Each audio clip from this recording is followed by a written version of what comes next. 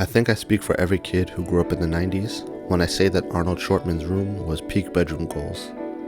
He had that giant skylight that let in sunshine in the mornings and starlight at night. Imagine just laying in that fold-out bed, which was so cool that I forgot all about waterbeds, which I really wanted as a little kid for some reason. He had that wavy, colorful carpet, a stereo system built into the wall, a fold-out couch, and what made it all even cooler is that Arnold could control everything in his bedroom with a single remote control. How dope is that? I don't know if that kind of tech exists today, and that show first aired in 1996 on Nickelodeon. I'm trying to say that my boy's vibe was way ahead of its time. I think that iconic Hey Arnold bedroom laid a foundation for me to really start to appreciate aesthetics, and that hasn't really changed much, honestly.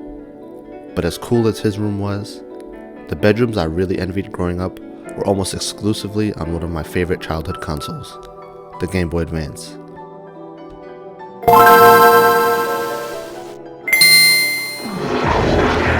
Make your move in Sonic Advance. Tony Hawk Pro Skater 3 and Crash Bandicoot now on Gameboy Advance.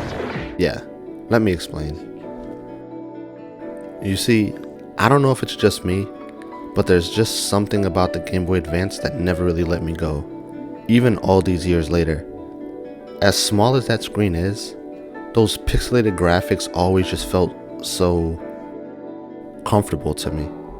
That's probably why I felt so attached to the aesthetic so many of those games had, and why some of the bedrooms we'll be exploring here were places I really appreciated, wished I could visit, and at one point or another, definitely wanted each one of them to be my bedroom.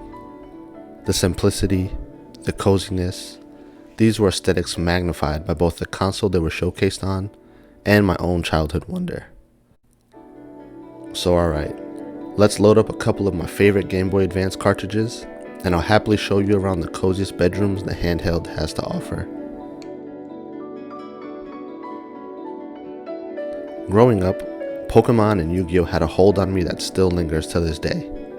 Those were my two favorite shows, and there was nothing like coming home from school, grabbing a pack of Gushers or some 3D Doritos, and sitting in front of the TV to watch my favorite shows on the WB.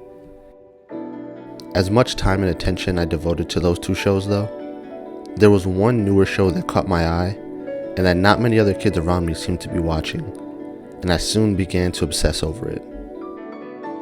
Fox Kids was WB's biggest competition and had a decent lineup for those who remember, and it featured my new favorite show, Metabots. Metabots! Tackle Metabee!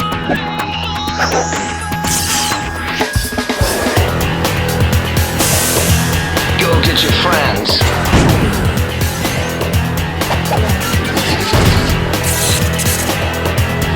It's time to battle! Mortal battle! Till you drop! The animation was unlike any other show I've seen then or even now, to be honest. Just look at those movements and that sort of fuzzy style. Metabots was both new, yet familiar when I first found out about it. It originally aired in Japan in 1999, and a couple of years later it made its way over here to North America, showing up on Fox Kids around 2001. It was created by Rin Haruma, and the whole idea was pretty simple. Kids with these cool robots called Metabots, living alongside one another, battling, competing, just kind of part of everyday life. Basically, it was Pokemon, but with robots. And I think that's what made it feel so familiar. It wasn't just the cool robot battles, but the Metabots being a part of everyday life. So you can probably guess my excitement when I was at Toys R Us as a kid and saw that there were two Metabots games for the Game Boy Advance.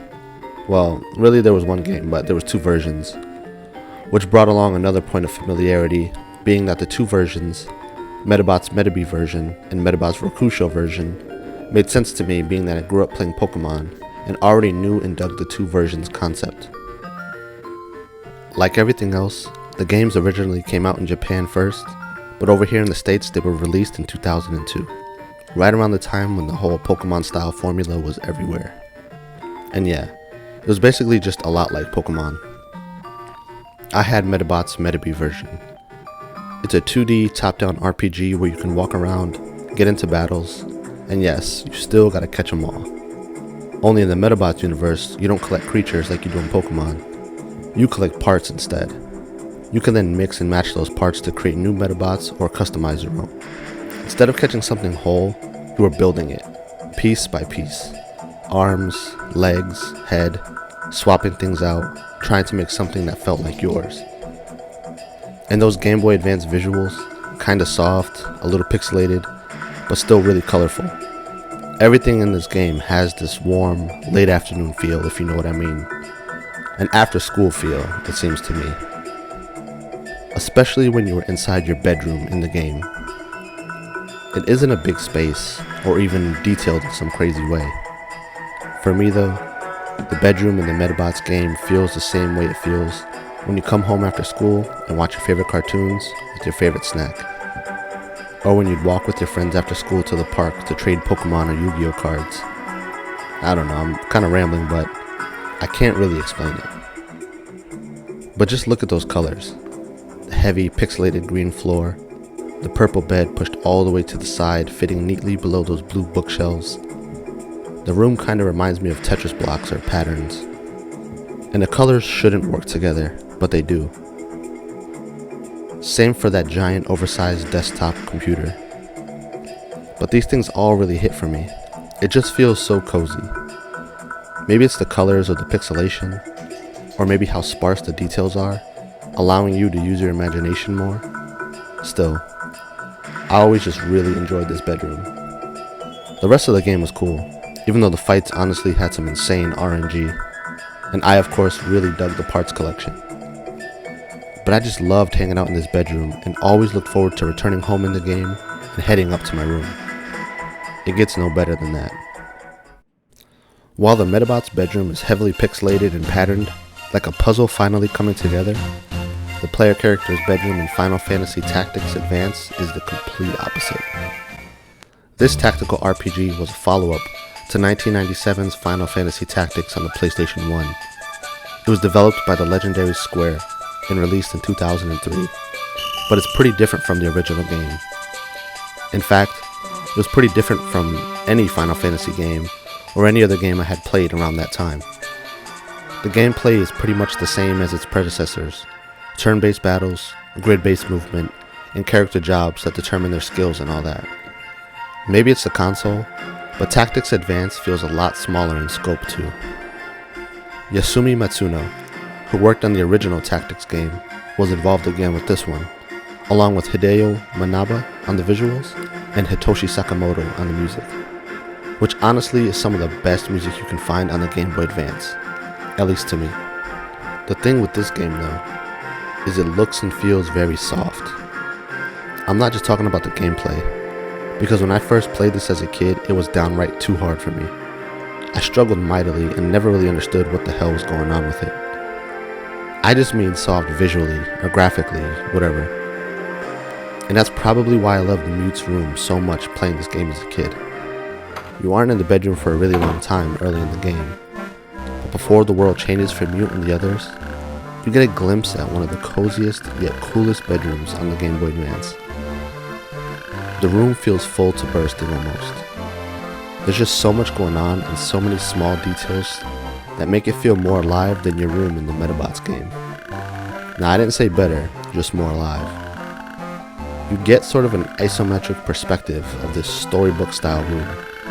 To me, it always looked like if you closed your eyes and squinted, it could almost appear to be hand painted.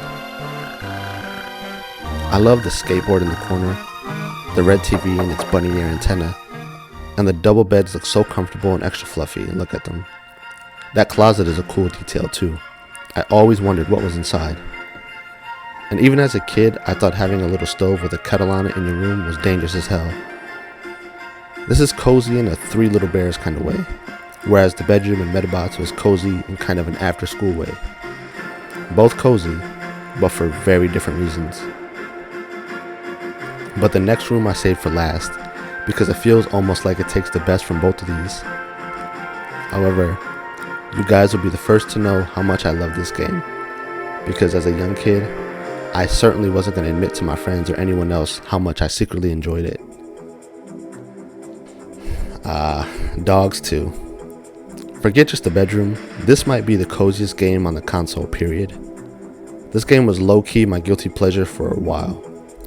And funny enough, I never even owned it. My little sister did. She loved this game and had one of those pink Gameboy Advances and would play this all the time. One day, I kinda did the big brother thing, nicely of course, and snatched up her Game Boy to see what she was playing. And oddly enough, I kinda got the hype pretty quickly. This is a game and series I knew nothing about back then, and very little about even now. I did some half-assed internet research and found that this game, Dogs 2, is really not much different than the original Dogs game. Just that this was basically an extended version of its predecessor, with more dogs to choose from, new tricks to teach them, and additional minigames to play. This bedroom in Dogs 2 is definitely the softest of those we visited so far in the video. It's bright and colorful, but also heavily pixelated like in the Medabot's bedroom, and top down like the one in Tactics Advance. And man, I don't know what it is about desks and bedrooms. Maybe I just always wanted one as a kid, or maybe I thought about having a computer in my room, which I definitely never had growing up. I don't know, but I love the desk in this game. In the way the books are placed neatly on the desk, along with the telescope on the top. This was just a bedroom I wanted to spend all my time in. It's such a cool and cozy space. And like in Metabots, you share this room with your dog too. I mean, so what's better than that? I hope you enjoyed strolling through these memories with me and checking out these cozy bedrooms. If you like loading up nostalgic video game memories like old PS1 memory cards, subscribe to my channel. I'd really appreciate any and all support. Peace, everyone.